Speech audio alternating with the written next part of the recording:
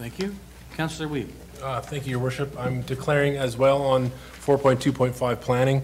The McKean file, for employment reasons, I'm employed by the builder.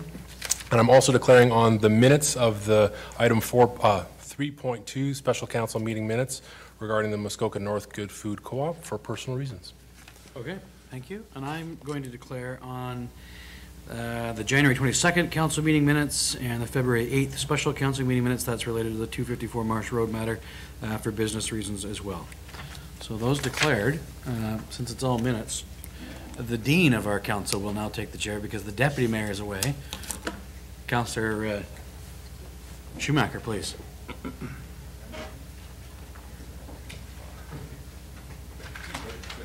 I declare. I think I'm the only one that didn't declare. Oh, you didn't declare? Good for you, Nancy. Oh, my goodness. That's not even my signature. No, it isn't mine. Who is that? It's Councillor Fitzgerald. Oh, is that Fitzy and Dan? Wow. Moved by Councillor Fitzgerald, seconded by Councillor Armour. Be it resolved that the regular council meeting minutes dated January 22nd, 2018 be adopted as printed and circulated. Really need that one. Any questions on those, errors or omissions? All those in favor? That's carried, thank you. And I can scribble on here? Sure can.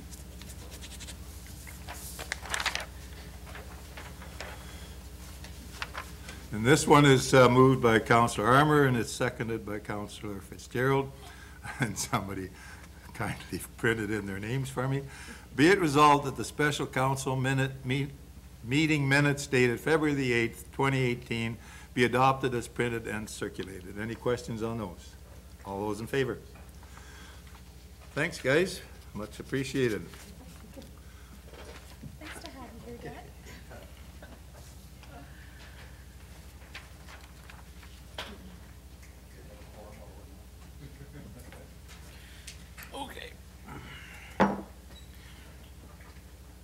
Okay, thank you, Councillor Schumacher. So we'll right into reports from committees. So we have the Huntsville Public Library minutes there. Councillor Thompson, anything you'd like to highlight for us? Yes.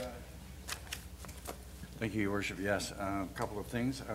In your agenda, of course, but a couple of things of note from the February 8th meeting. There was an update on the policy review schedule. I want to thank, by the way, Debbie Deuce for sending me this information. I had to leave that meeting early, so I wasn't privy to everything that went on that night.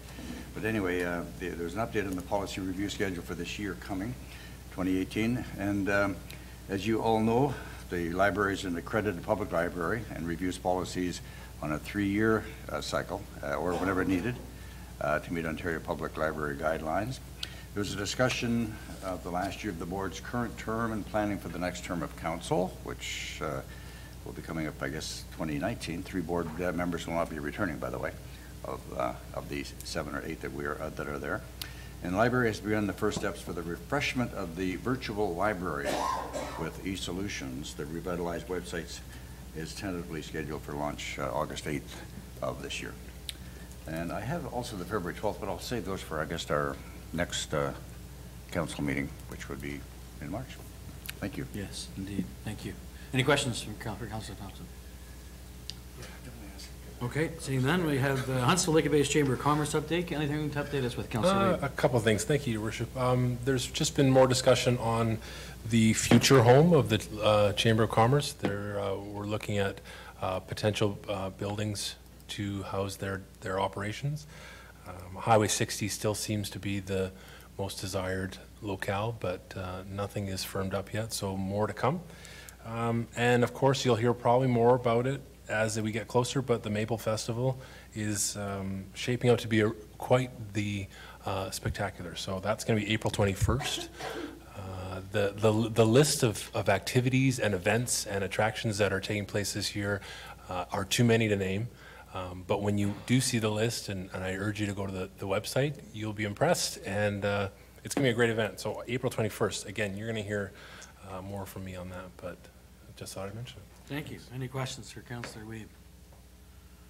Okay, for the next, we have the BIA Board of Management. Now, Councillor Stone, you've updated us pretty much every meeting, so I see we have minutes here back to November, but you've given us lots of updates, so I guess just give us your latest update. I don't know if you need to review all those minutes, but. I don't think I need to review those minutes. There's been some comings and goings in downtown that I just want to let everyone know about.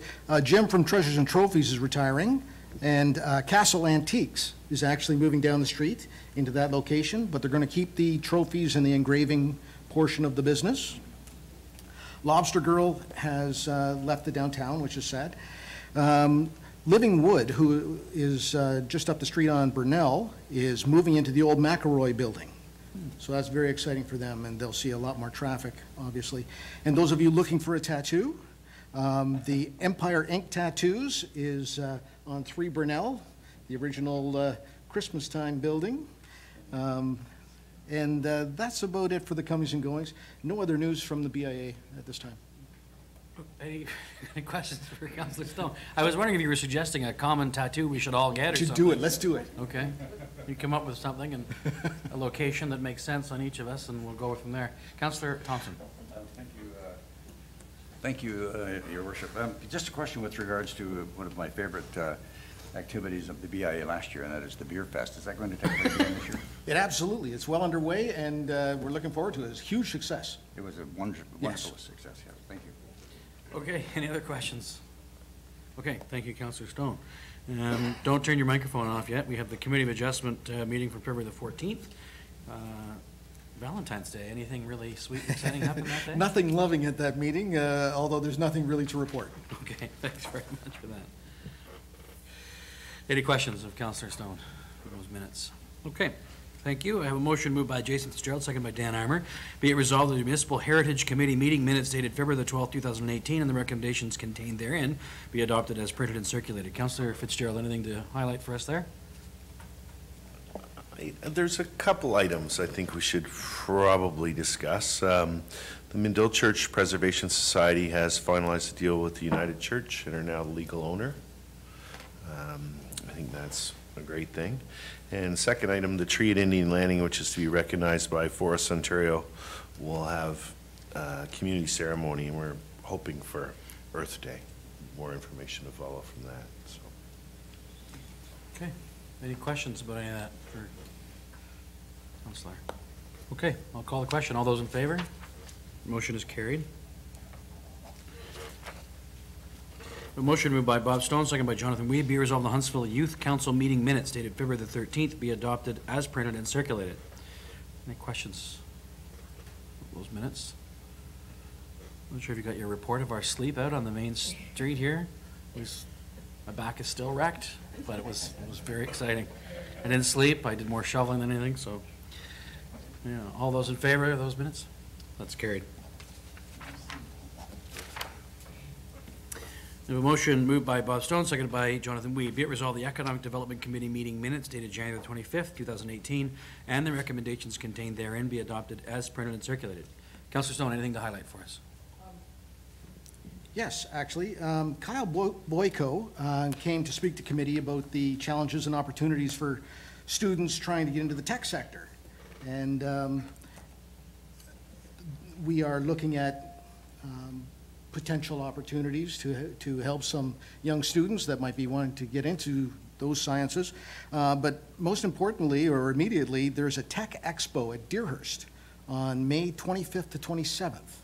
And students from around the province are coming to do many things, but the one thing I'm looking forward to is the robots. They're bringing robots to run through a maze or fight. I'm not sure which. I'd like to see them fight. Okay, thank you. Any questions of Councillor Stone? I assume the Huntsville Hoyas robotics team will be there at that event? Will they be? Yes, one of our camera people is one of those, is a member of that team. I just did a video for them. Anyhow, why they want me in that, I don't know, but anyhow. Okay, all those in favor? Motion is carried. Thank you, Councillor Stone.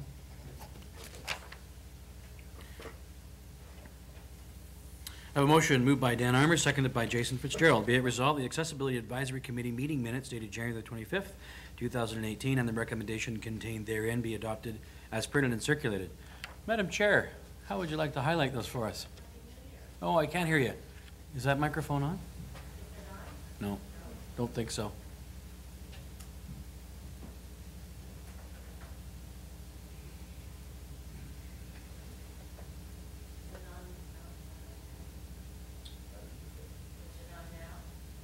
No. Oh, we've got something there now. Yeah. Wonder. Just adding a little spice to the Lovely. meeting. Yes, I'd like to speak to our minutes. We're finalizing the signage policy, and we talked about transit and making sure that the information that's out there for advertising the transit system as it is now is in sync with the website and the pamphlet and on the town website. Thank you for removing the snowbanks. I've come out of hibernation now. It's wonderful. With regards to transit, not being used to RFP process, we're wondering what the timeline is for the transit study. I think an RFP is to be done, but I'm looking at the election in November and what the timeline is. That's a very good question. Councillor, sorry, I didn't want to demote you there, Director Hernan. Director Hernan, what is our timeline on that? Right now, we have an application out to assist in the funding of the study. I've got some draft RFPs. I've been in discussions with the last gentleman that did the last study for the town of Huntsville and a couple other companies which are doing them. I think we're going to have to sit down, and I'll certainly involve the advisory committee, but I think we're going to have to sort of narrow our scope as to what we're actually studying. Okay. But we're hoping to obtain some additional funding. There was $20,000 put in the budget, but from discussions I've had with people and communities which have done them, $20,000 is not going to cut it. So going out right now for an RFP without having the funding in place doesn't make a lot of sense. But I would like to think that this will get underway in the next month or two. Okay. So then does council need to have a little more discussion about this at maybe our general committee meeting? A little more guidance for you then? Yes. I would suggest that I'll bring a report back next month, and we'll try and narrow the focus down as to what exactly you want us to study. Okay. And that might help, and then we might be able to do it within the existing budget. Okay. Or determine if we need to expand our budget a little bit. Okay. That's, the 20,000 is in the budget. Was there something in reserves as well? That's where the funding came from. That's where it came from. Okay. All right. Okay. So we're nothing terribly definitive for you there, Madam Chair, but you'll be included in the process. So, okay. Any questions for our chair? Okay. I'll call the question. All those in favor? Motion is carried. Thanks, Deb.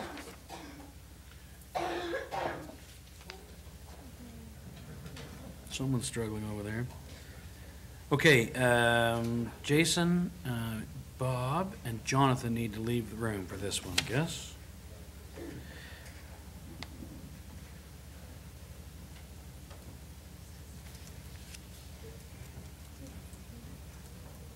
So, Jason, this is to have one, oh, this is adopting but pulling. Maybe they don't want to pull. They're coming back in. Okay, all right. Okay, I have a motion moved by Nancy Alcock, seconded by Dan Armour. Be it resolved, the Planning Committee meeting minutes dated February the 14th, 2018, and the recommendations contained therein be adopted as printed and circulated, with the exception of recommendations PC 2318 and PC 2518 being pulled and voted on separately. Chair Alcock, anything you'd like to highlight? I guess other than those two particular issues.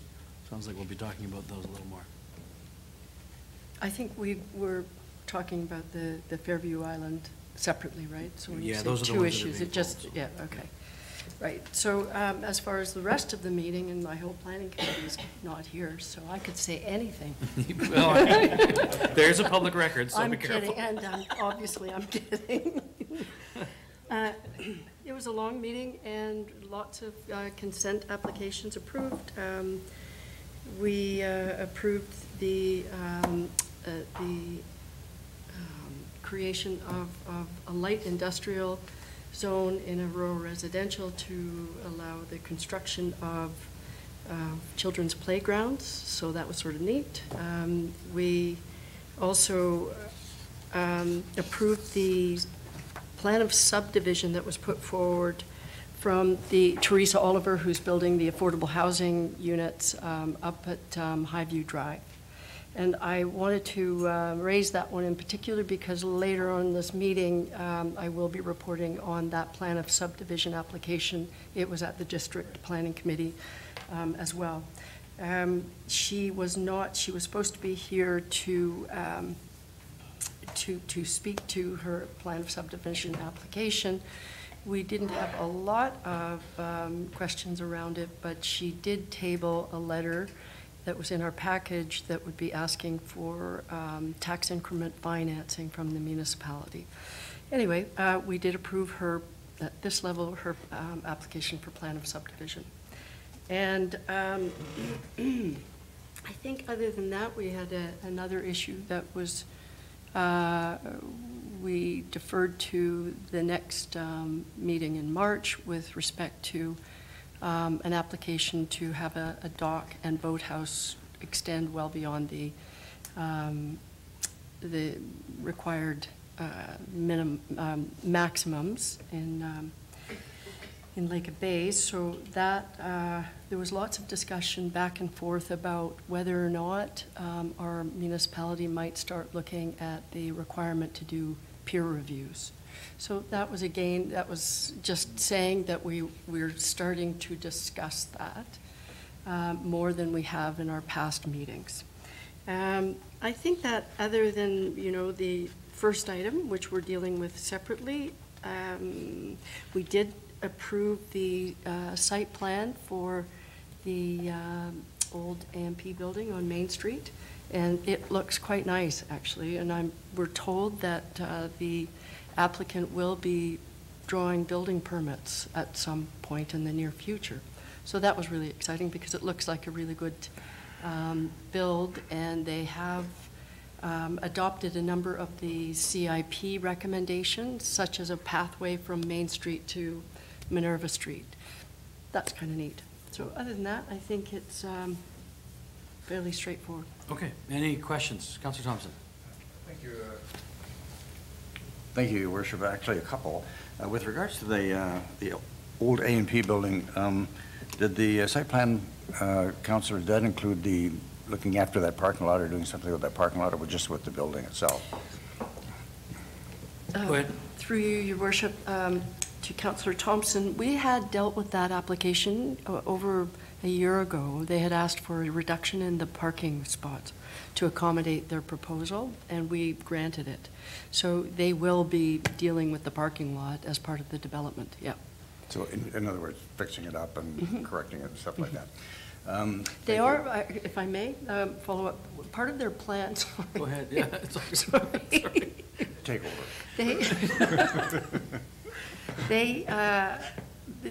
It's not just fixing up the building. They're proposing on the ground floor that there be sort of a cafe restaurant, and they will have an outdoor patio area. So that would presumably take up some of the existing parking lot or parking area. And as I said, we did allow them to reduce the number of parking spots required, so it won't be as big as the existing. I recall that now that you mentioned that. Yeah. The other question I have, if I may, Your Worship, is with regards to the affordable housing on Highview Drive. Could you clarify for me, Councillor, there was provincial funding of, I think, $320,000 that was either to go to the Shea Road development or this one, and I seem to have heard that the money was going to go to both. Could you clarify the situation where that money is right now, or where the allocation of that is? Yep. Through you, Your Worship. Yes, at one point, the district had approved funding for the Shea Drive project, but they need some more time to line up their ducks. And the funding program that we had said they could participate in from the district, it's time limited, time sensitive. So we transferred the approval over to the Highview Drive, and then we've put the Shea Drive on priority for the following year. So we're not jeopardizing the Shea Drive, and the Highview is ready, right? So their shovels will go on the ground, presumably if the plan of subdivision is approved. Both of those proponents are actually helping each other. They are, They're that's working true. together, actually, so.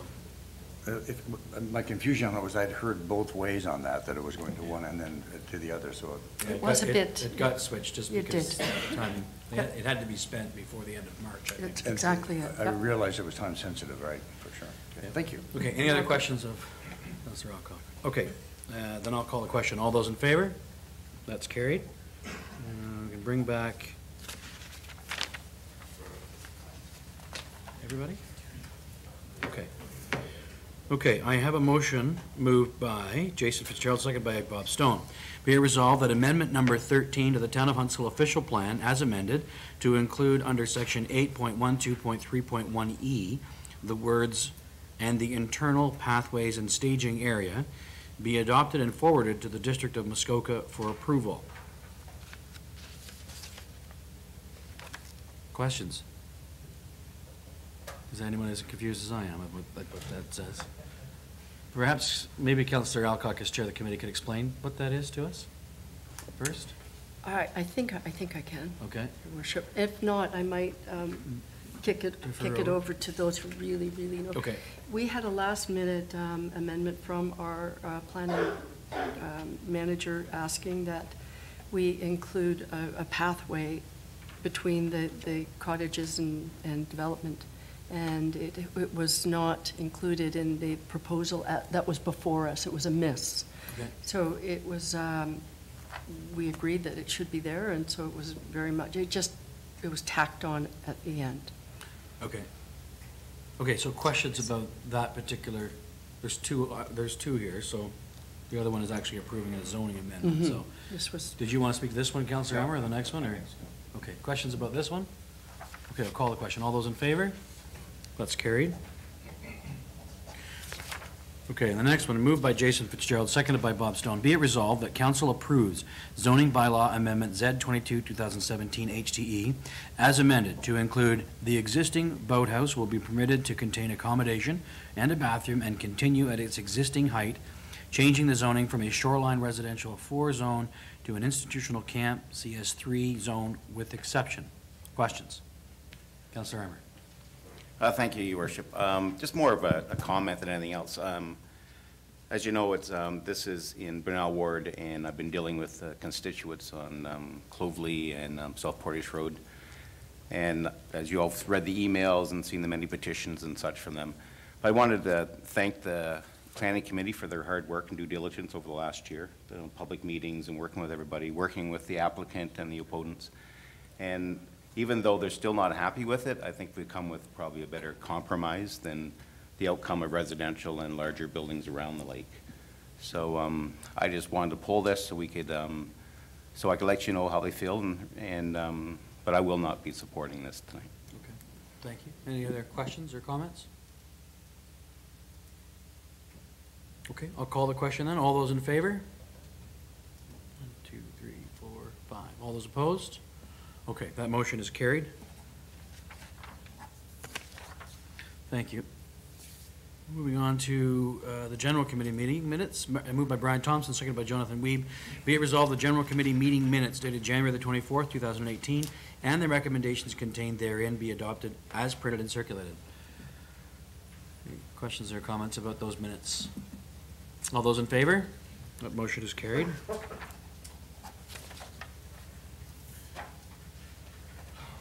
Okay, motion moved by Jonathan Weeb, seconded by Brian Thompson. Be it resolved, the Town of Huntsville be authorized to participate in the Development Charges Rebate Program as provided by the Ministry of Housing, and for that staff be directed to proceed with submitting a Development Charges Rebate Program Expression of Interest, or an EOI, to the province, and further that the Town of Huntsville designate the District of Muskoka Housing Services Manager as the Program Administrator for the Development Charges Rebate Program for the Town of Huntsville, And further, that the agreements between Huntsville and the District of Muskoka be to the satisfaction of the CIO and the Director of Development Services, and further, that the mayor and clerk be authorized to execute the agreements on behalf of the town. I don't know, would you like to speak to that? Yvonne? Madam Director, sorry.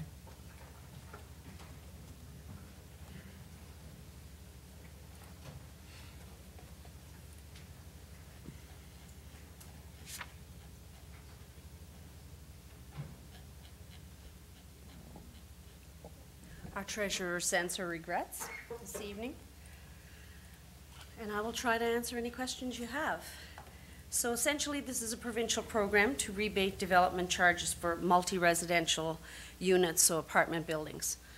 It's the rental market, not affordable housing market, and the district would be the administrator. Great. Since they are already appointed. Okay. Are there any questions, comments?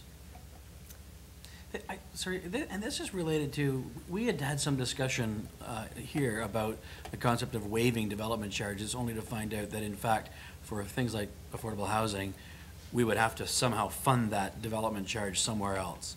So is this in essence solving that problem for us? The province is going to fund that development charge? No, this is, our discussion was with respect to affordable housing. Okay. This is with respect to the market, rental market. So this rebate program from the province is actually related to rental, not, So market rate rentals? yes. That's intriguing. Okay. Councillor Alcock, you want to help us out understand why they're... Thank you, Your Worship. I'm not really adding a whole lot more other than I had a similar reaction, because I thought, wow, okay. But it is my understanding that they had identified a number of municipalities that are experiencing shortage of market rental and lots of growth. And all three, Bracebridge, Gravenhurst, and Huntsville, qualified for that. But it's not a massive amount of money, and I forget what it is, but it's to cover the entire province. So from my understanding from our Director of Finance, she said, we just are jumping at the opportunity to see what we can get. It might be $10, it might be $10,000, whatever. Yeah, So okay. we just need to get the application in. Okay, fair enough. Every little bit counts. Councillor Weeb? Thank you, Your Worship. Through you, I was just going to ask if there was a timeline on it, if there was an expiry date for the program, and if it was just for the construction and not to supplement any ongoing expenses. I'm not sure of your last, Yep. the latter part of that question. The deadline for us to get an expression of interest in is March the 2nd. I believe this was discussed at district on February 20th, correct? And since they're to be the administrators for it, they've indicated a willingness to do that. And so that's the only deadline I'm aware of right now. Perhaps the Director of Development Services has other deadlines that he's aware of? No? Okay. Sorry, if I can just follow up. In terms of, rather than even discussing deadlines, I'm just wondering if the program has a shelf life, that it would be in existence for a certain number of years and then it would expire. It is 125 million available over the next 5 years. Okay. Starting in 2018, 2019. Okay, thanks. Councillor Thompson? Thank you, Your Worship. I wonder if I get some clarification then, further to Councillor Alcock's comments with regards to this matter, and that was, you said that Bracebridge, Gravenhurst, and Huntsville all qualified for this, but then it was province-wide. So is this like region-specific or town-specific, or what's the criteria to qualify for it, if I might? It sounds like the province has identified municipalities across the province that, as Councillor Alcock has said, are experiencing high growth and don't have enough rental units available. Supply and demand, obviously, right? And I know that certainly Huntsville is one of those places. It's tough to find a place, never mind affordable rents, it's tough to find even something at market rates. And so I guess they've identified us as one of those areas that maybe someone doesn't need an affordable unit per se, but they need some unit and they can't find one. And so that's how I guess we've been identified along with Bracebridge and Gravenhurst, and I'm sure a number of other municipalities. I'm sure there's lots of municipalities in the GTA that are experiencing the same kind of issues. So Anything to add to that, Councillor Alcock? That's it. Thank you very much for that. That's exactly right. We are also in competition with the City of Toronto, under the same pot. So, my understanding is this is sort of not last minute. Correct me if I'm wrong. I'm looking at our Commissioner of Development Services, and so I think they're sort of working things through. You know, how they compare Huntsville to the City of Toronto, I'm not quite sure. But the mayor hit the nail on the head. There are certain things that allowed us to get to the stage to be able to apply, such as growth and not a lot of availability in the market rental. And the total pot is 125 million? Is that what you're saying? 125 million. And the town of Huntsville, and Bracebridge and Gravenhurst were represented because we have a vacancy rate of 3% or less, and we have a high tenant population, 20% or more, for all households and rental households. Okay. Thank you. Okay, any other questions? Councillor Emmer? Thank you, Worship. Just to clarify, so if we're successful in this, the money would go to the district and they would distribute it amongst the 3 municipalities, or would it go? That's correct. Okay. Yeah, so that I would, the district's development charges are obviously a lot higher than the local ones, so it'd be a waiving of both development charges, right? Both at the regional and the lower tier? Councillor Alcock? Go ahead. I believe that the development charges, there's no waiving. This is a provincially funded, 100% funded program. So not to be mistaken with the affordable housing, where we have to waive the fees according to our development charges bylaw. They're two separate items completely. But this is to, sorry, Councillor Alcock, you were going to add something? My understanding, we're rebating development charges that are charged by the 3 municipalities. So the role that the district is playing, because they're already engaged in our housing for the region, they already have the established administrative capacity. Right. Okay. So they're doing that on our behalf, and it made sense in discussion between the finance directors as well as our own planning staff. And again, I'm looking over to our Director of Planning if you want to jump in, but that's the way I understood it. Darren? Your Worship, it's a provincial funding program for as Director O'Monachon has said, for market rental housing, and it would essentially be a rebate of development charges for that type of housing specifically. It probably would be akin to a rebate of district development charges for that type of development. And the funding that is allocated to Huntsville would remain Huntsville's. I see. So they'd still pay the development charges to us, but then they'd get that money back from the province? From the district. From the district. Yes. From the province through the district. Okay. Okay, any other questions? Councillor Fitzgerald. I think that's probably a reasonably astute way to set it up. Yeah, yeah. So we get the money, and the developer's reimbursed by the district with provincial funds. Yeah, it sounds like it's a great program. Let's broadcast that as loudly as we can. If there's any developers watching tonight, build some rental housing, please. And you have to, and market rents, that's okay. You don't have to do it affordable. Okay. All right, any other questions about that program? Thank you, Madam Director Aubuchon. We appreciate your efforts. Thank you. All right, all those in favor? That motion is carried. Moved by Brian Thompson, seconded by Jonathan Wee. Be it resolved, Council approves the draft election sign bylaw attached as Appendix A to Report Corp. 2018-02, and further that sign bylaw 2009-100 be amended, removing all references to election signs. Questions? Councillor Stone. I have a couple, actually. First of all, the distance between the same candidate's signs is 50 meters, 50 meters.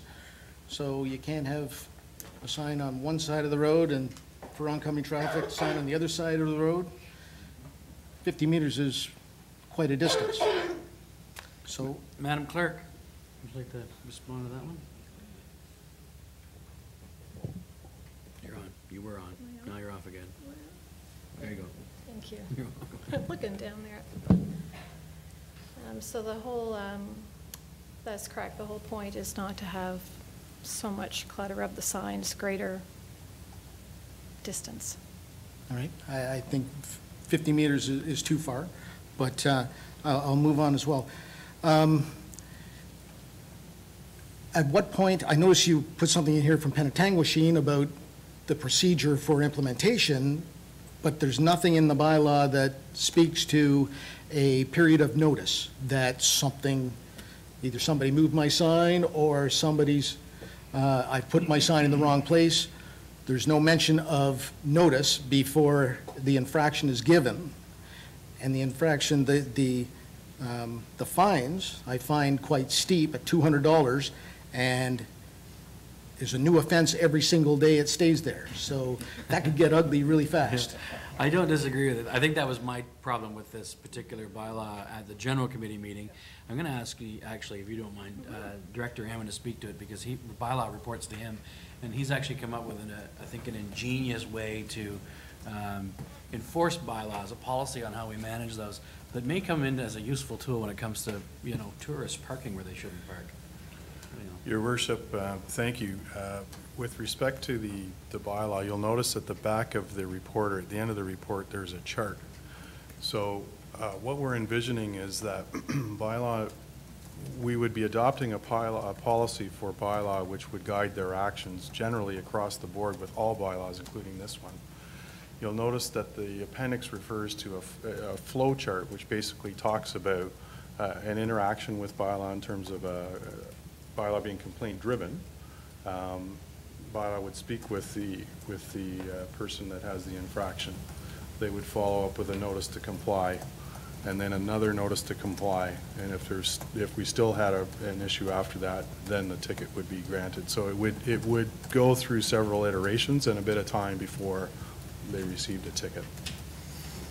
Go ahead. So I'm nervous about passing a bylaw when we have hopes and dreams of this new procedure. Should it not be written into the bylaw that there should be the party that is infracting it is notified and gives time to rectify it before charges are applied every single day? So, Madam Clerk, first to Derek, when will we have that policy or how bylaw is to proceed with their operation? Your Worship, the plan is to have the policy in effect or before General Committee, probably before May. Okay, and if in fact this council isn't thrilled with that process and still feels a little anxious about this signed bylaw, Madam Clerk, is there still time to make alterations to it, or is it too late? What's the drop dead date for making changes to this bylaw? Being a bylaw, it's council's decision to make changes at any time. No, May 1st is the beginning of the election period, so can we Yes. change a bylaw in the middle of the election period? Yes. We can? Okay. I So, would- I wouldn't recommend it. I personally feel comfortable that we're gonna make sure this works properly for everybody, but if we feel that after what we see in terms of how bylaw, one of the things I like about what Director Hammond is talking about is that I think it could be a great tool when it comes to things like, people visiting Huntsville and parking somewhere where they're not supposed to park. And instead of just getting a ticket, they could get a warning that says, the bylaws would have that authority to say, well, you shouldn't park here. Just a little notice. Thank you for shopping in Huntsville. Here's where our parking lots are for next time when you come, or something like that, as opposed to pissing people off when they come to visit us. So it could be a good tool for that and other things as well, I would think. So anyhow, I don't know if that allays your fears or if you're still anxious about it. Well, I'm still anxious, and I think the $200 a day is too high. Okay, fair enough. Councillor Thompson next.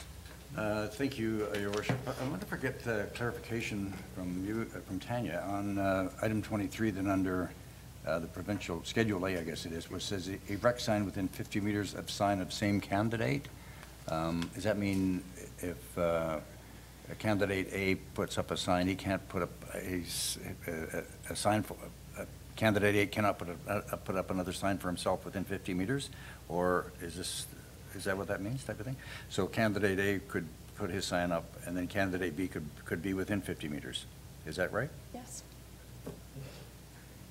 So that's okay. I don't see anything wrong with that, actually. And this is on public lands too, right? So if two neighbors both have your sign up, Yes. they're not gonna get in trouble. Right, This is public property. right. So, That answers my question. That was your, I'm sorry, That's good. do you still want to ask it? I stole your opportunity. that seems fairly clear and straightforward to me. I don't particularly see a problem with that at all. I mean, 50, I see the point, though, that Councillor Stone's making about you have signs on either side of an intersection or on all corners of an intersection, busy intersection. Well, But I guess you gotta pick the busiest sightline now. there is that, that's true, yeah. I think about the corner of Muskoka Road 3 and Williamsport Road. I mean, Like 40 or 50 signs sitting there, yeah, exactly. This is an attempt to reduce the clutter of election signs. I mean, in my last campaign, I promised that I would look at the option of eliminating signs altogether, and I still have the scars from that discussion. Found out that we're not allowed to do that, but we can limit them, so that's what this does. Councillor Fitzgerald? Thank you, Your Worship. I think items number 4 and 5 would definitely take care of that, because with internet voting, we can't put signs anywhere within 100 meters of a voting place. So is that everyone's home where they're voting through the internet? I think we may need to be more word specific in the wording of the bylaw. Madam Clerk? I would say Actually, he's being too cute by half, but I don't think he is, actually. He's making a good point. actually, one of the staff members already picked up on that, and we did change the wording in here to address that, so that will not be the case. Thank you. I just want a couple signs out there. Okay, any other questions? I'm gonna call the question then. All those in favor? Those opposed? That's carried. Stay tuned for that policy, Councillor Stone. Okay, so we have a clarification bylaw related to the Fairview Island project. That's moved by Nancy Alcock, seconded by Bob Stone. Be it resolved that council, after due consideration of the proposed Fairview Island Number 2, Lake of Bays Bylaw 2018-21, and the amendments which are being considered by council subsequent to the public meeting, hereby conclude that the amendments are not of such a nature that further notice be given with respect to the proposed zoning bylaw amendment pursuant to section 3417 of the Planning Act. Questions? All those in favor? That's carried.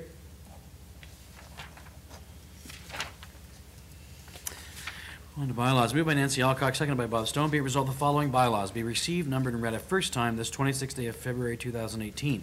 Bylaw 2018-12, repealing bylaw 7324 to regulate the setting off and sale of fireworks. Bylaw 2018-13, that's Boudreau, concession 6 and 7, lot 10, Chafee Township, 587 Fowlers Road. That's a road allowance closure. Bylaw 2018-14, that's Heisey, part lot 8, concession 10, Brunel. That's 52 Wajidowin Road, a shore road allowance closure. Bylaw 2018-15, Butcher, Lot 6, 35M643 Brunel. That's 200 Bay Meadows Road. That's a rezoning. Bylaw 2018-16, Skalai, part of lots 26 and 27, concession 6, Chafee Township. That's 64 Boyer Road, rezoning. 2018-17, that's 1794402 Ontario Limited, part of Lot 3, concession 14, Brunel, that's 335 Old Ferguson Road, rezoning. Bylaw 2018-18, Crawford Boyle, part of Lot 9, concession 13, Brunel, that's 128 Pine Ridge Road, rezoning. Bylaw 2018-19, Hazelton, part of Lot 27, concession 11 and 12, Stevenson Township, 970 Old Muskoka Road, rezoning. And bylaw 2018-22, election sign bylaw. All those in favor of first reading? Motion, that motion is carried. We have a motion moved by Nancy Alcock, seconded by Bob Stone. Be it resolved that bylaws 2018-12 to bylaw 2018-19 inclusive and bylaw 2018-22 be reported and read a second and third time and finally passed this 26th day of February 2018. Questions? Start with Councillor Wiebe. Thank you, Your Worship. I'm wondering if I could get more clarification on the setting off and sale of fireworks bylaw that we're rescinding. Director Hammond. I'll call everybody counselors. Sorry, guys. What's wrong with you? Your worship, you'll recall that we discussed that at General Committee at the previous cycle, and that revolved around the fact that federal and provincial legislation had superseded the intent of the bylaw. It was with respect to restricting where and how fireworks were marketed in the town. Right. Thanks. Councillor Thompson? Thank you, Your Worship. Basically, I had the same question with regards to that. So it's being replaced then, it's rescinding this bylaw, 7324, but it doesn't say what it's replacing it with, but it is the federal, or the provincial regulation. Is that what I'm hearing from? We're just repealing it, right? Yeah, we're just repealing it. We won't have one. There's provincial and federal law that covers it. I got you. Thank you. No sense having laws on the books that don't make sense. Okay, any other questions? All those in favor? That motion is carried. Motion moved by Jason Fitzgerald, seconded by Bob Stone. Be it resolved the following bylaws be received, numbered, and read a first time this 26th day of February 2018. That's bylaw 2018-20, Fairview Island OPA number 13, and bylaw 2018-21, Fairview Island 2, Lake of Bays, Brunel Township rezoning. Question? Oh no, all those in favor, first reading. That's carried. Moved by Jason Fitzgerald, seconded by Bob Stone. Be it resolved that bylaw 2018-20 Fairview Island OPA 13 and bylaw 2018-21 Fairview Island rezoning be reported and read a second and third time and finally passed this 26th day of February 2018. Questions? All those in favor? Those opposed? That's carried. Okay. Councillor Fitzgerald may leave the room. I have a motion. Can't get that off there. Moved by Jonathan Weave, seconded by Brian Thompson. Be it resolved that bylaw 2018-23 Claudex, part of lot 29, concession 3, Stisted Township, 86 Claren Crescent, rezoning, be received, numbered, and read a first time this 26th day of February 2018. All those in favor of first reading? That's carried. I have a motion moved by Jonathan Weave, seconded by Brian Thompson. Be it resolved that bylaw 2018-23 Claudex, 86 Claren Crescent rezoning, be reported and read a second and third time and finally passed this 26th day of February 2018. Questions? Councillor Thompson. Once again, thank you again, Your Worship. I see that this was amending the area of the Type 1 fish habitat, and it seems like by the map it's a pretty specific area, just pertained to one lot. I'm just wondering if I get a clarification on that. Director Hammond. Thanks, Mr. Chair. My recollection is that this had to, this area of fish habitat was potential lake trout spawning habitat, and further study was undertaken. It was always envisioned that with respect to when these lots were created, that there would be further study, and that further study indicated that this indeed was not that type of habitat. Okay, Councillor Thompson. So, thank you again. So are we to assume then that all of these lots then that rezoning will be applying to all of these lakefront lots then along there, or just this one specific lot? Director Hammond. Your Worship, if there's a requirement for further study on the lots that have not been developed, those studies are still required. I see. Thank Okay. you. Thanks. Any other questions? All those in favor? That motion is carried. On back in, Councillor Fitzgerald. Bob Stone. Councillor Stone can leave now. Motion moved by Jonathan Weave, seconded by Brian Thompson. Be it resolved that bylaw 2018-24, Bigelow and Dell, part lots 12, concession 5, Chaffey Township, at 229 Sinclair Road, rezoning, be received, numbered, and read a first time this 26th day of February 2018. All those in favor of first reading? That's carried. I have a motion moved by Jonathan Weave, seconded by Brian Thompson. Be it resolved that bylaw 2018-24, Bigelow and Dell, at 229 Sinclair Road, rezoning, be reported and read a second and third time and finally passed this 26th day of February 2018. Questions? Councillor Weave. Right, I just wanted to make a quick comment, and that was that it's not a manufacturing plant, but an assembly plant. I think that's an important distinction to make. I just wanted to make that, and that's it, put that on record. Okay. Any other questions? All those in favor? The motion is carried. Welcome Councillor Stone back. Okay, we're clipping along here, team. Well, some previous business, going to be an update on the Waterloo Summit Center of Environment negotiations. Madam CAO. Thank you, Your Worship. Just to report back to Council, I did proceed with the direction that was given to me on February the 8th with respect to de novo. I'm just advising Council that through discussions I've been advised that they are not prepared at this time to provide a response, as they have a little bit of work to do prior to responding to the questions I had for them. I did advise them that, as noted in the RFP, it clearly stated that an agreement had to be finalized within 120 days of the date that we confirmed that they were the successful proponents of the RFP. And 20 days, we did advise them on November 28th, so 120 days from that date would be March the 28th.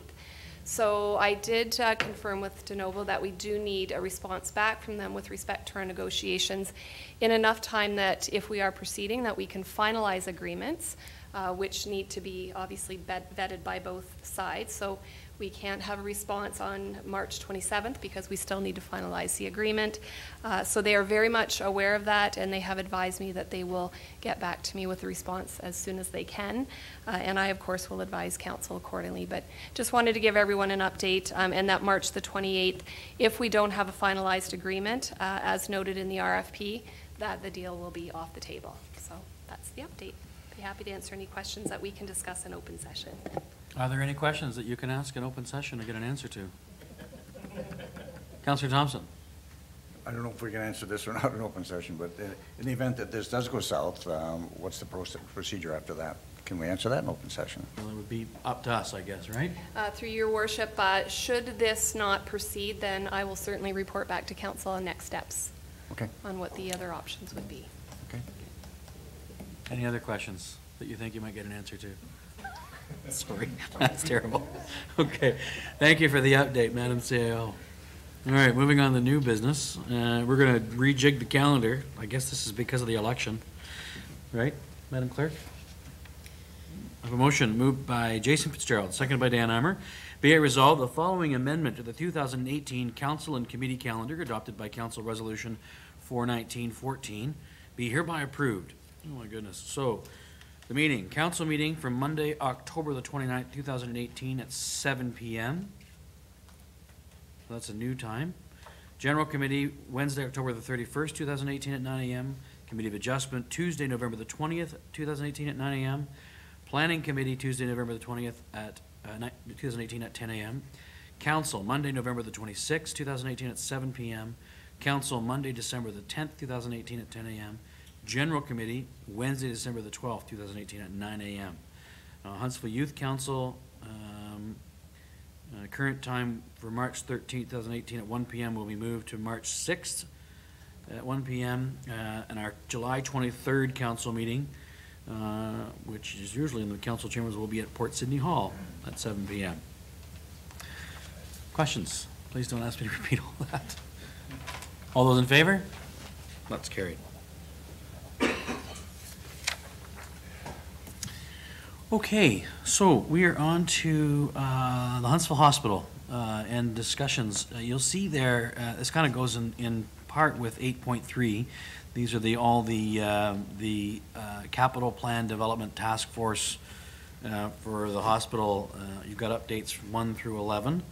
And of course, there's also a public meeting coming up on the Thursday, correct? This Thursday? At the district council chamber, where that task force will be hearing from the public. So we wanted to just make sure that council was aware that that's happening. And many of you, I think, plan to be there. I know Councillor Stone plans to actually speak. You've signed up as a delegation, so that's great. And I want to encourage as many people in the community to go there as well. We've had some interesting discussions ever since. Particularly the chair and the vice chair of the board came to our Corporate Emergency Services Committee to ask for anywhere from $84 to $114 million. Mayor Smith and Chair Klink and myself have had some fairly frank discussions, actually, with the chair and the vice chair of the board about about what that means and how they might get our support for such a thing.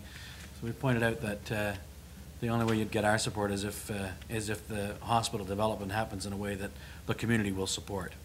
And so that's obviously one of the criterias that this committee is looking at is community support. Obviously, they have to, rank all the various different criteria. I've argued many times that I think that community support isn't just one of the tools you use to rank, but it's actually a deal breaker, because without that local community share and support for that in the community, then obviously nothing happens, because the ministry won't proceed without that commitment from the local community. So it's important for the community to get out there and be heard. I've read on some social media that the decision's been made. It doesn't matter. The decision has not been made, and we're fighting against the concept of a single-site hospital. And it's important for everyone to get out and be heard and make sure that capital, and the board particularly, hears you loud and clear that a single site is not acceptable to us, and so that's what we continue to fight for. So, I just want to give you a little update on that. I don't know if there's any questions about any of that or any of these updates, but I'll go around the table. Councillor Armour. Not so much a question about this. I just wondered what your opinion would be with the minister resigning. I was a little bummed out about that. I'm not going to be. So, Mayor Smith and myself, and I know Councillor Thompson, while I was recovering from heart surgery, have met with the minister a number of times. We enjoyed those meetings with the Minister of Health. He was very receptive to what we talked to him about. We heard him say in one of those meetings at AMO that he supports 2 acute care sites in Muskoka, and we didn't get it in writing before he resigned. So, that said, in light of sort of these latest developments, one of the things that Mayor Smith and I have done is we've drafted a letter to the minister, so it'll go to whoever the new minister is, sort of following up on all the discussions we've had at the various different meetings that identifies challenges with some of the local share discussions that we've been having as well. We've heard ministers in the past talk about the fact that that local share coming from municipalities, that 10% local share, it's a little easier to come up with that in larger centers like Oakville, for example, where there's a fairly healthy commercial industrial base, and it's tougher here. Minister McMeekin is on record as saying he recognizes that we are seen as this playground of the rich and famous, but we're not all rich. In fact, it's one of the poorer regions in the province, and so that's part of our message as well to the minister that you need to fix the funding formula. Medium-sized hospitals all across this province, meaning small-town Ontario, are struggling to keep the lights on in their hospitals. We're not the only one. And that in fact we've done our bit to help save money by merging administrations and single siting certain services and finding efficiencies that way. And the next efficiency is to literally lose emergency care services, and that's something that we're not prepared to accept. And we frankly don't think that the province is prepared to accept that in Muskoka or any other of those medium-sized hospitals in those communities around Ontario. So we continue to put that pressure on, and we'll continue to do that with the new minister. And if in fact there's a change in government, we'll continue with that as well. So the Minister of Health is leaving. The previous leader of the opposition, we gave him a tour of the hospitals, and he was on board. He agreed with us. Now he's gone too. So we don't stop meeting with all of these people. You should know that I've gotten a couple of phone calls from candidate Doug Ford to talk to me specifically about the hospitals. So I was pleased that he's certainly aware of the issue, and it's on the radar screen of the current leadership candidates as well. I took the opportunity to challenge our local MPP, Norm Miller, on where the candidate he's supporting stands on the concept of 2 acute care facilities in Huntsville. He and I had an opportunity to meet at the Ontario Stone, Sand and Gravel Association AGM at Deerhurst on Thursday, where I pressed him for an answer, and he said he was going to take up the issue with her. So I never miss an opportunity. So, yeah. Any other questions or comments? Councillor Thompson. Thank you, Your Worship. Just wondered if maybe you could offer some clarification. This goes back to, I think, some of the reaction on social media with regards to the request that was made to a district for the $114 million type of thing. And a lot of people, I think, determined from that request that the requesters, or those that made the request, had predetermined that they were looking at a single site. But in reality, from what I've heard since then, that this is just the part of the exercise of exploring all of the different options. Is that basically the read you got out of that? Because that's what we heard. Yeah, sort of. So there's no doubt that I think there are members of the administration of the hospital, and certainly probably members of the board, that like the idea of a single site and would. And I think there's probably members of our task force that might be predisposed to such a notion. As much as I'm predisposed to the notion of 2 acute care sites and not a single site. That said, I think that the request made by Ev Brown and Phil Matthews, the chair and vice chair of the board, wasn't a request made based on having made up their mind. You'll note that their request was for somewhere between 84 and $114 million. And so those are their numbers based on, their 84 million number is sort of their general figure if we went to a single site. And 114 is if we continue on redeveloping the existing 2 sites. So that's where they came from, that number. What they were pointing out is that, when it comes to pass, that this redevelopment really starts to occur, it's probably 15 to 20 years from now, that it would be wise, if we are committed to contributing to this through the levy, that we need to start saving sooner rather than later, instead of trying to raise, some staggering sum of money 20 years from now. So, I don't disagree with that, and I think that, it's something that council should discuss. We need to have that discussion. But at the same time, what twigged in my mind when they made the presentation was that, because they said quite clearly, without this, without you doing your bit, nothing will happen. So I interpreted that to mean, without doing it our way, nothing will happen. So we just realized we had a little more leverage all of a sudden, and that's what we're using now. So to be blunt and very plain spoken, that's what we're doing. Councillor Thompson? Further to that then, with regards to resolutions that came out of CES, and I think we passed the district, but with regards to, I think it's $400,000 a year we're setting aside now for... 600,000. Is it 600,000? Right. Yeah, that's right. So just so everyone's aware of what that is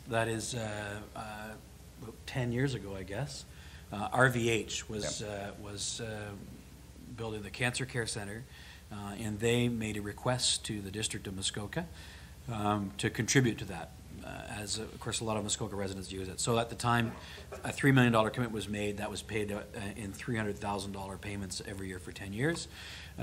Initially, the levy was, I think, $500,000 a year, because it was determined that if we were going to do this, then there was needs locally that could be met as well. And so there was a structure made up of the administrators of each of the hospitals that serve Muskoka residents regionally. So that would be RVH, Soldiers Memorial, Mock, Perry Sound, and I believe Georgian Bay Hospital in Midland.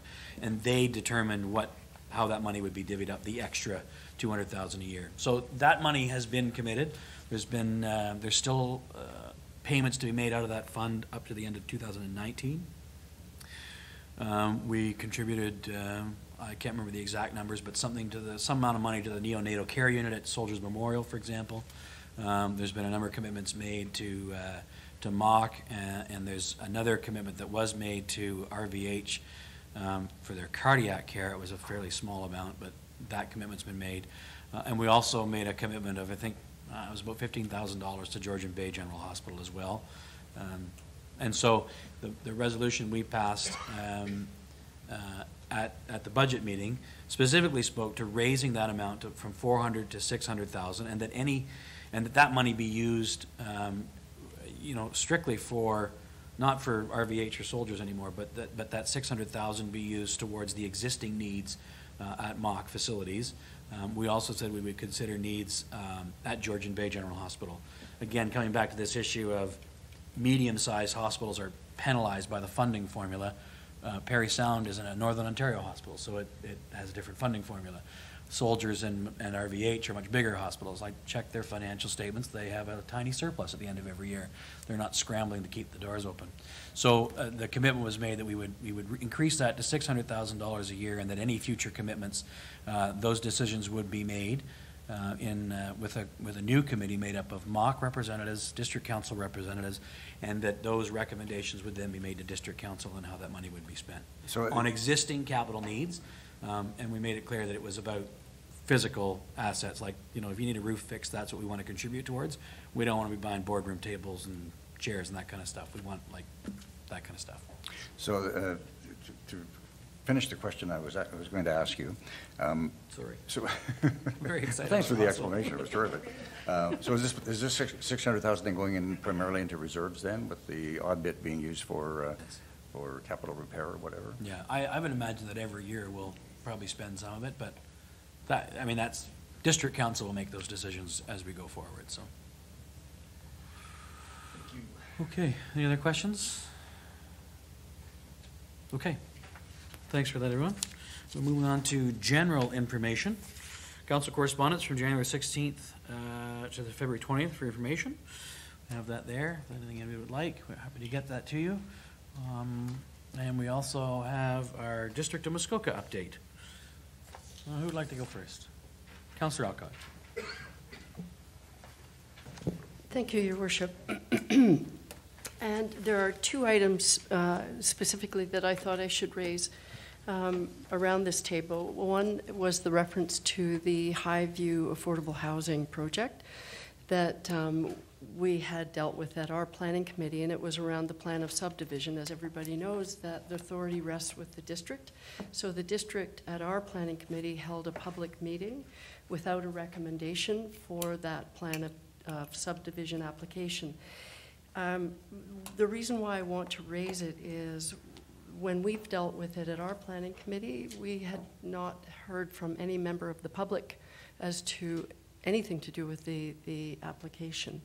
So we did have 3 members of the public who asked to speak around this application. All 3 of them said that they weren't opposed to the development itself of affordable housing, but they did raise issues because it was a plan of subdivision application. They did raise issues around infrastructure development around this particular proposal, and not just this proposal, but we do have other development ongoing on Chaffee Street, as we all know. So their comments were centered around lack of infrastructure, specifically the road that's fairly narrow, it's fairly winding, and so comments around that, about stormwater management, and also lack of sidewalks. So that one seemed to be an interesting comment that sort of sparked interest that we actually, I think, need to at some point at our planning committee start marrying the whole priority list with respect to infrastructure development and development approvals. Mm-hmm. And specifically, I know I'm looking at Councillor Wiebe because I know that you've mentioned on numerous occasions the development that we have out on Muskoka Road 3. I know it's a district road, but, you know, and lack of sidewalks there. So I think that this really emphasized the point that we need to start looking at these in combination. We do on an ad hoc basis, but I just think probably it's time for that discussion. Anyway, the follow-up from that was there was another comment about, from the people that did decide to speak to it, that they had not been notified by the town on any of our previous applications.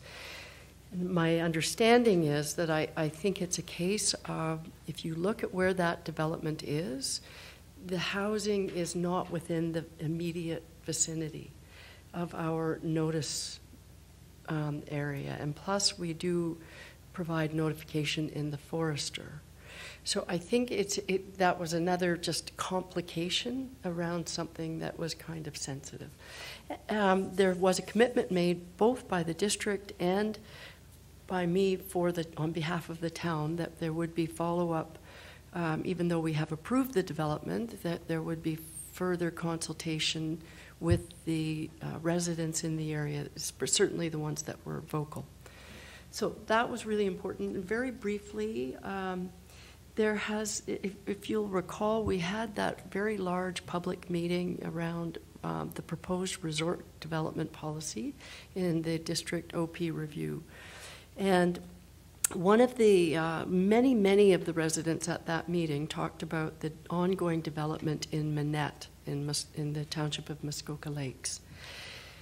So the district planning department has, in response actually from a request from the township of Muskoka Lakes Council, have agreed to start reviewing the development policy, the existing development policies in the township. We had an information session at the last planning committee meeting. All it was an information session looking at the history of approvals over the last 2 decades in that township. There are a lot of approved units for that small hamlet. And so there will be a much more fulsome discussion about what the district can or shouldn't be doing in response to the request from the township. And that will likely be in, and not likely, we agreed that the date for that would be in May of this year. So that's just a really interesting issue. Any questions? Councillor Alcock. Okay.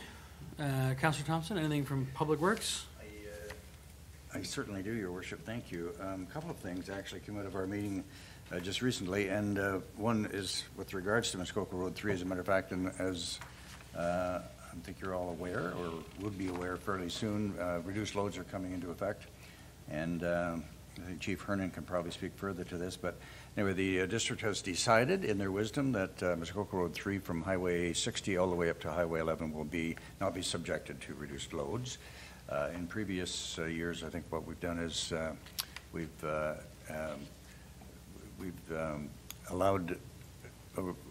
subjected that Muskoka Road 3 from Highway 60 to the part way up to the lot, what we used to call Owens Hill, I guess, where HLD is.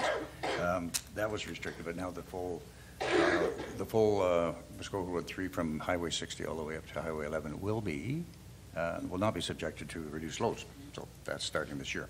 That was passed, so they won't have to worry about that in the future type of thing.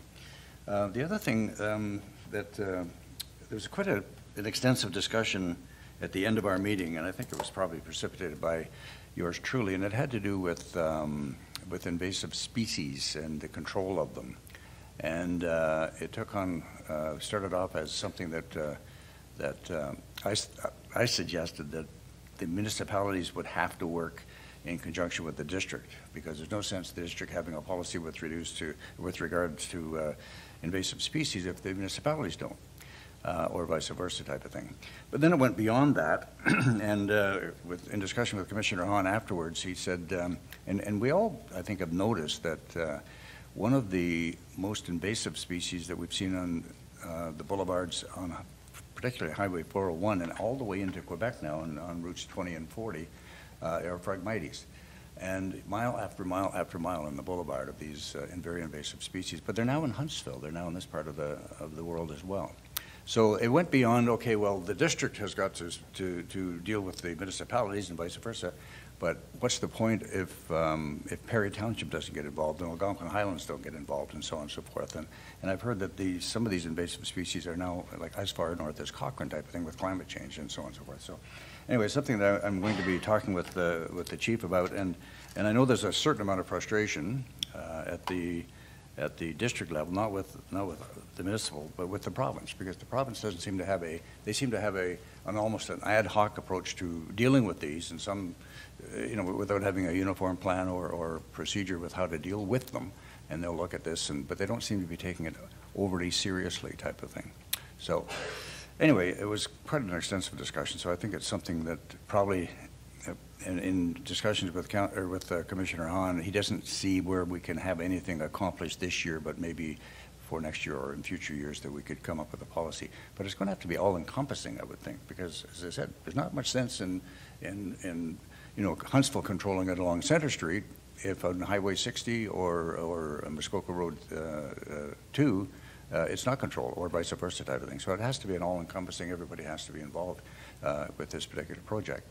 And then Councillor Smith brought up the fact that the Watershed Council, of course, they're doing their bit with regards to invasive species in the lakes, and talked about combining the two as one program or one approach.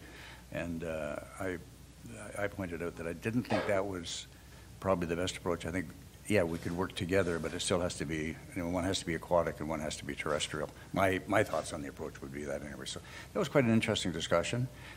Frustrating, because it seems to be there's so many levels of government involved, and unless everybody's in the ball game, then nobody's in the ball game type of thing. So anyway, that was took up a good part of our meeting, actually. Okay. Thanks. Thank you. Any questions for Councillor Weed?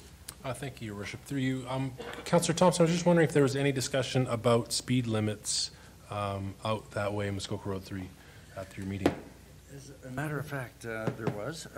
The speed limit on Muskoka Road 3 will now be 50 kilometers per hour up to Williamsport Road, okay, from Highway 60 all the way to Williamsport Road and Golf Course Road. And again, Councillor Smith from Bracebridge said, well, why don't we extend it beyond that? I pointed out to him the geography of Laws Hill. Okay, at 60, even if you don't, apply your brakes, you're doing 80 by the bottom of that hill. So if you're doing 50, you're still going to be doing, you're going to be 30 kilometers over the speed limit. So I talked about of extending that reduced speed limit all the way to Highway 60. Because beyond that, I mean, the extension of Muskoka Road 3, once you cross Highway 11, is now Old North Road, and it's 60. So let's keep it simple and keep it to that. I think there was good rationale and good reasoning behind the request coming from Councillor Weeb for that request because of all the development with Devon Lee and so on and so forth up there. And if we ever do get to the point of sidewalks on Muskoka Road 3 and then on Chaffey Township Road, it'll be even that much more critical. So, thanks. Okay. Okay, Corporate Emergency Services was largely uneventful. We did have a fascinating presentation by Rob Jaguar. He's the Chief Operating Officer of Orange. Mayor Smith from Bracebridge was eager to have him come and speak. There used to be an Orange helicopter stationed at Muskoka Airport, and I don't know, 5 or 6 years ago that changed, I guess, and so we asked him to come and speak to us about their coverage. That was a fascinating presentation. I highly recommend you go on and take a look at it. They've got helicopters and planes all over Ontario. It's amazing. Anyhow, and as it turns out, without a helicopter here, we're very well covered by the one in Sudbury and the one in Toronto, and then also a little bit by the one in London and also in Ottawa, based on their travel patterns and how far they can fly. So Muskoka is kind of like right at the center of it all. All those circles overlap. So we're well covered. And as it turns out, because both our hospitals, he was pleased that we have 2 acute care sites. We made sure he said that over and over again. Both of them have helipads, which is very important. Not all hospitals do. And in fact, he pointed out that Muskoka itself is very well served by helicopter landing sites all over. There's 20-some, Councillor, you might be able to help me out with this. He identified something like 24 helicopter landing sites all across the region of Muskoka.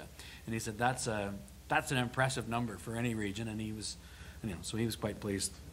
I guess they're pleased how easy it is to land a helicopter in Muskoka. Anyhow, that was a great presentation. We set the tax ratios, and of course we also discussed that vacant unit rebate and eliminating that, and that's on its way to the province for their approval. So that was the other big one from Corporate Emergency Services. Any questions about that? Okay.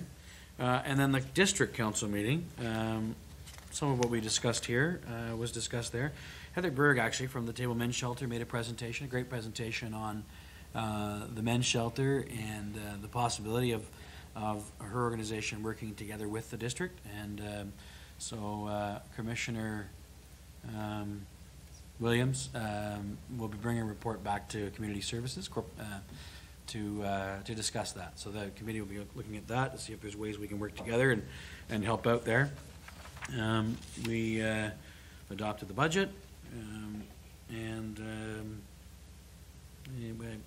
we decided to have insurance for the new Muskoka Airport Board of Directors. Yeah, I think that's probably it. Anything you want to highlight from that meeting? Councillor Alcock. Thank you, Your Worship. I just wondered if you were going to highlight the debate around the budget, the last-minute debate?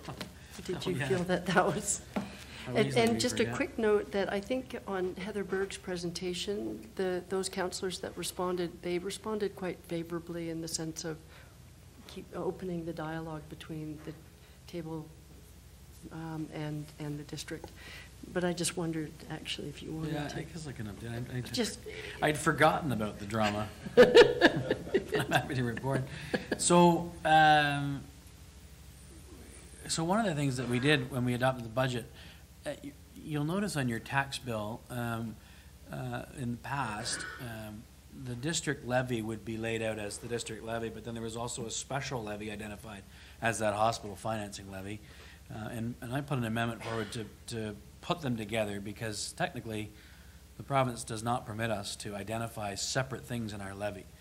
No one's ever seemed to scold us for it, but we're not supposed to do that. So I suggested, well, maybe we should do it properly and then identify those particular items on a separate piece of paper, which we are allowed to do, right? Anyhow, so I made that amendment, and I don't know if that was the trigger or if it was some clandestine lunch or dinner meeting that the mayors of Muskoka Lakes, Lake Bays, and Georgian Bay had before the meeting. But Mayor Furness from Muskoka Lakes put forward an amendment to actually invoice each of the municipalities for their proportionate share of OPP policing costs, which was a bit of a surprise. And of course, there was no notice of such a thing, and obviously it's a fairly substantive change, and so they were required to have 2/3 support to put such a motion on the table. They disagreed with the vice chair. That's the other thing. It was Councillor Joski Piccini was in the chair that night because Councillor Chair Klink is away, but disagreed with that interpretation of the procedure bylaw, but it proceeded nonetheless. And of course, a lot of members of council were away, so it actually had the potential to really go badly for the municipalities. So there was a bit of drama. There was some discussion about all of us leaving en masse if we thought we might lose the vote, but it didn't come to that. So, at any rate, so needless to say, I'm actually glad you raised it, Councillor Alcock, because it underlies the I think that ongoing difficulty we have at the district level, where I think the townships feel like they're paying significantly more of the freight for the district costs than the towns are, and I think that obviously we need to continue those discussions to see where we can try to equalize things a little bit more, and you know, so I hope that will spur more discussion on the presentation I made specifically on district roads and reducing the number of services that are delivered by the region, and that's just one of them. So hopefully we'll have more of those discussions shortly. So anything to add about that? It was quite dramatic. Thank you. You're welcome. Any questions about any of that? It was, yeah. That had the potential to cost the municipality here another couple of $1 million on your tax bill. So we were pleased to kill that one. Councillor Armour. Yeah, thank you, Worship. Just to add to Councillor Thompson's comment there about load restrictions, Yes. It actually goes on March 12th. So March 12th load restrictions. That's when load restrictions come on? Okay. This year is so strange. It's like we have in the frost, the thaw right now, right? Like the roads are brutal. It's like a roller coaster. Okay, anything else for the good of council? We do have to go into closed session. I apologize to want to hear, but just before we do that, we'll go around the table. Councillor Fitzgerald. Just some happy news to share. We had a Town Walkers team entered in the Coldest Night of the Year walk, which benefits local charities all across Canada. There was 19,000 walkers across Canada, 120 communities to raise money for the various local charities. We had a 12-member team from the town, and we raised the most amount of money, which I'm very proud to say. Everyone put their best effort forward, and the Table Soup Kitchen was the benefactor of $19,237 from the walk on Saturday. So, and the team won a trip for some team building. We get to paddle up to Ragged Falls as a prize from one of the sponsors. Was our MP a member of your team? He was not. He's just a photo hog, that's all. He's, I you don't guys blame are him. kin. So, Councillor Fitzgerald, is it true that you, in fact, of the team members, raised the most money of anybody? I don't want to comment on An that. aggressive fundraiser. Well done, sir. Well done, and well done to the whole team. We're in plans already for next year to try and up the ante a little bit. Okay, so. very good. Very good. So just some happy news. All right, great, thank you. Any other updates for council? Okay, thank you. Okay, well, we'll take just a few minute break before we go into close then, I guess, and everyone a chance to, okay? We won't be long. One quick item. Oh, I should read this resolution, sorry, before you, so people know why we're going into closed session. It's secretive enough as it is. Moved by Bob Stone, seconded by Jonathan Wee. Be it resolved, the rules of procedure relating to approval for additions to the agenda be suspended to allow for the following matter. So it's a closed session, Public Works Department financial compensation request. So we need a 2/3 vote to add that at the last minute. At my request. All those in favor? Those opposed? Okay, that's carried. We'll take a couple minutes.